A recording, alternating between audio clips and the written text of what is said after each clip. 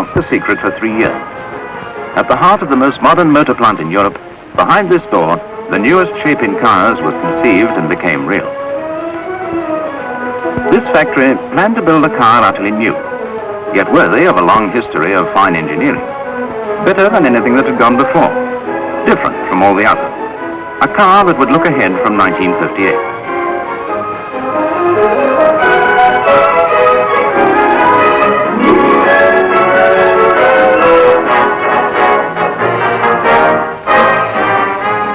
So 3 years ago, at the styling manager's desk, began the genesis of a design to meet the tastes of tomorrow. And thus, at first in hundreds of artists' drawings, in conference and comparison, proposal and rejection, the evolution gathered pace of Type PA. It was under that non-committal project title that the newest Vauxhall six-cylinder models underwent their long development, until, when they were unveiled in Paris on October the 3rd, 1957, they inherited the famous names Velox and Cresta. Gradually, the shape of the future evolves. It becomes a picture in life size, is given depth and perspective, the nearest thing yet to reality. Car stylists must imagine and visualize, the more so because they don't have unlimited freedom. Production and body engineers, power unit and suspension designers, all these set limits to their needs. From the artist to the craftsman, from the painting to a blueprint for a meticulously accurate full-size model.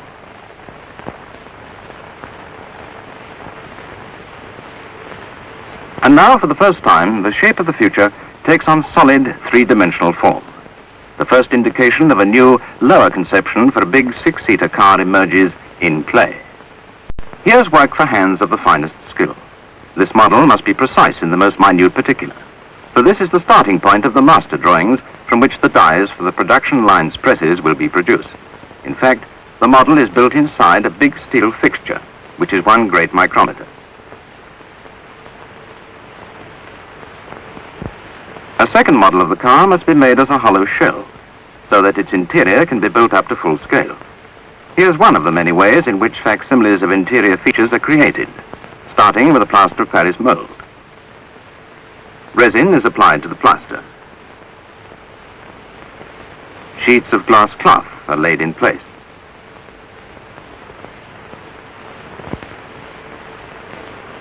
They are carefully brushed in position with more resin.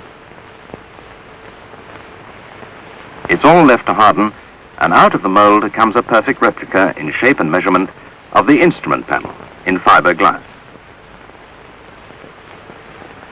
Most of the bright plated parts of a new design are first patterned in wood, bumpers for example. A hammer form is made, real craftsmen's work this, to be used as a pattern for the finished metal part. Some wooden patterns are sprayed with zinc and polished. And some are in fact made in metal, like this radiator grille. Seats are planned to use this new car's 5 foot of interior width and be less than 20 inches from the ground. As the interior parts are made, they are fitted within a wooden replica of the car's shape, called a trim buck. Within it, all the panels, pressings, and soft furnishings are assembled.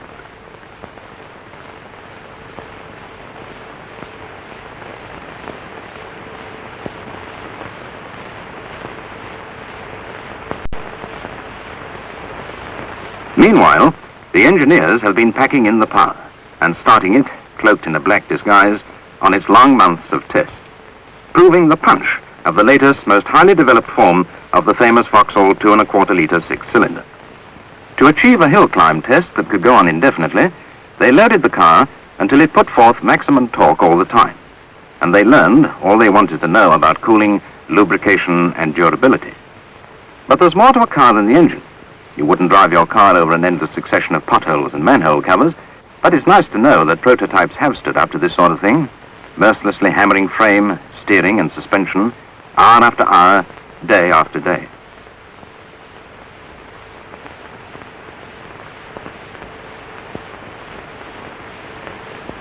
And night after night.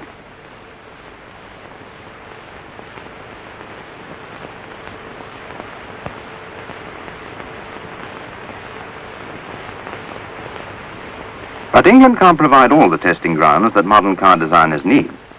So they put their prototypes in an air freighter and headed them for the autobahns and rugged mountains of Europe, seeking continuous flat-out highway driving and days on end of stiff grades and bad surfaces.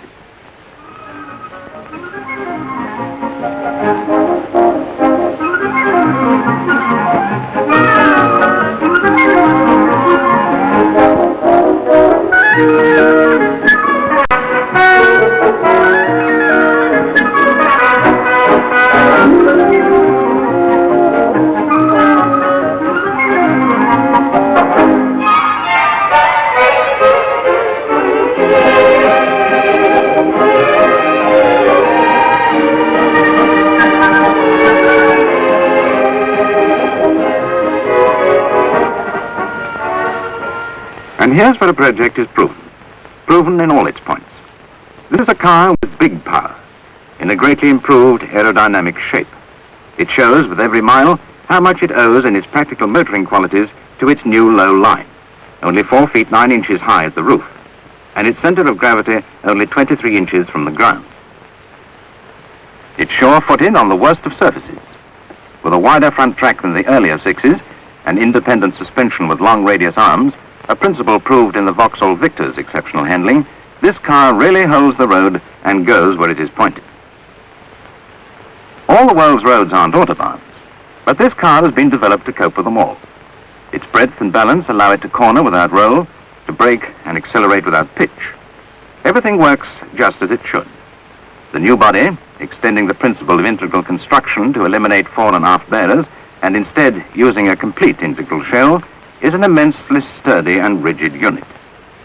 Wherever they go, these chaps look for the stiffest grades and the roughest surfaces, seeking all the lock-to-lock steering they can find, questing after gradients and corners which will test to the limit the new all-synchromesh gearbox, designed to make traffic driving easier and safer in owner's hands.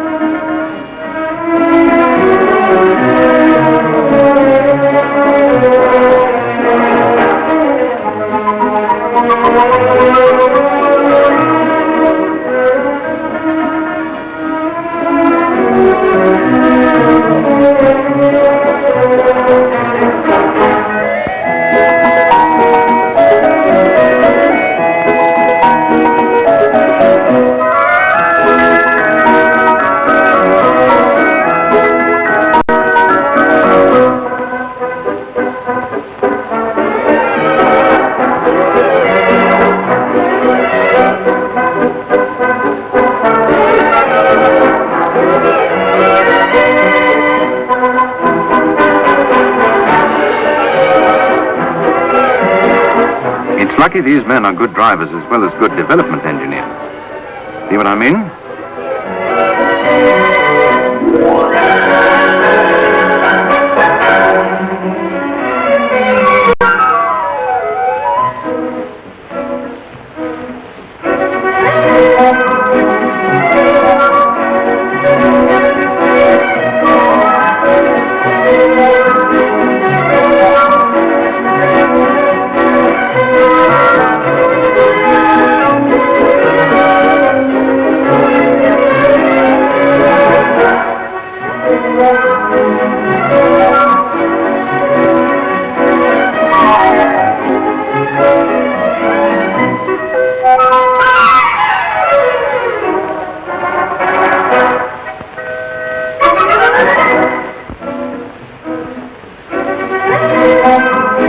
Here we go again.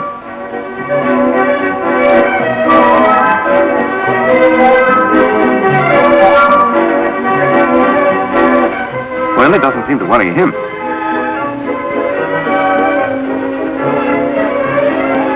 The designers of this car were especially conscious of the heavy demands which modern traffic conditions make on brakes.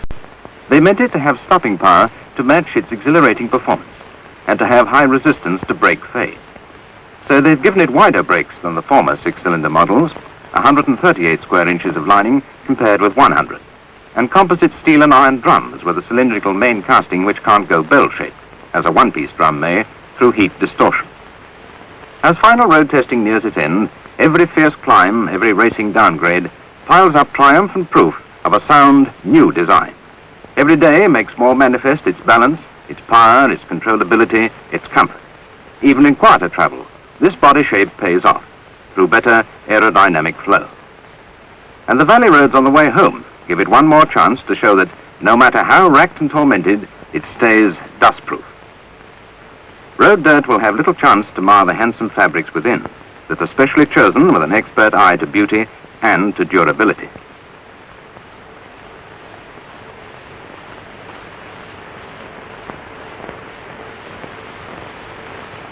Steadily, the widely varied development work of 3 years is drawn together into the preliminaries of production. One of these cars is real. One is the stylist's master pattern of plaster, fiberglass and wood. They must check measure for measure at every point, so that all the people who will buy this car will get just what was designed and tested for them.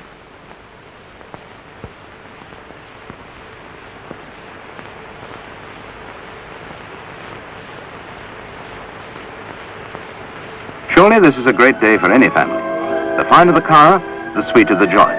And there are no sweeter lines in fine cars than this new Vauxhall Cresta shows. This is motoring in the modern shape, graced in the colors of tomorrow, set off in its distinctive style by bright work of chrome and stainless steel.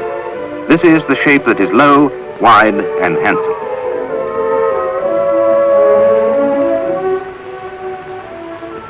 Here's finger-light control.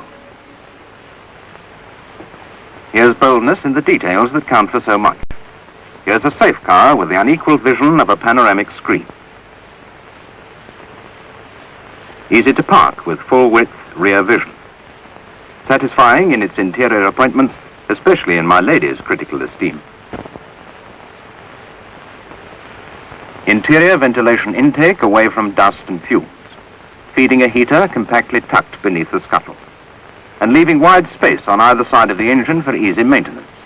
And see the thermostat on the carburetor, automatic mixture control for cold starting and warming up.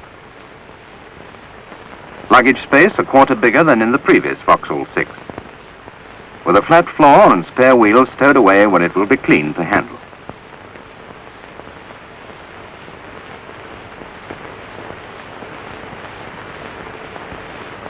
Six-cylinder Vauxhalls are famous for their unique combination of performance, comfort, and economy. Into the development of the new Velox and Cresta has gone determination that they should be far better in every way.